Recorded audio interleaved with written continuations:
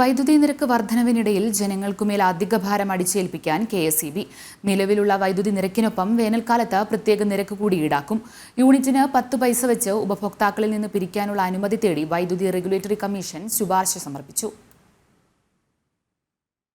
ജനുവരി മുതൽ മെയ് മാസം വരെയാണ് KSEBയുടെ പുസ്തകത്തിലെ വേനൽക്കാലം. പുറത്തുനിന്നും ഉയർന്ന നിരക്കിൽ വൈദ്യുതി വാങ്ങിയാലേ പ്രതിസന്ധിയില്ലാതെ കടന്നു പോകാനാകൂവെന്നാണ് KSEBയുടെ വാദം.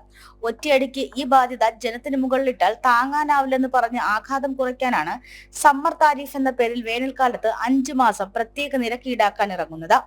യൂണിറ്റിന് 10 പൈസ വെച്ച് ഈടാക്കുന്നത് വഴി 2027 വരെ 350 കോടി ബോർഡിന് ലാഭം കൊയ്യാം. വൈദ്യുതി നിരക്കും സർചാർജുമെല്ലാം നിലനിൽക്കുമ്പോൾ തന്നെയാണ് സമ്മർ താരിഫും. ഈ വർഷത്തെ താരിഫ് എങ്ങനെ പിടിച്ചെടുക്കുമെന്ന ആശങ്ക നിലനിൽക്കുന്നുണ്ട്. ഈ സാഹചര്യം കൂടി നിലനിൽക്കുമ്പോഴാണ് യൂണിറ്റിന് 10 പൈസ വെച്ച് ഉപഭോക്താക്കളിൽ നിന്നും പിരിക്കാനുള്ള അനുമതി തേടി വൈദ്യുതി റെഗുലേറ്ററി കമ്മീഷന് KSEB ശുപാർശ നൽകിയത്. ഈ വിഷയം റെഗുലേറ്ററി കമ്മീഷൻ വിശദമായി ചർച്ച ചെയ്യും. ജനം, തിരുവനന്തപുരം.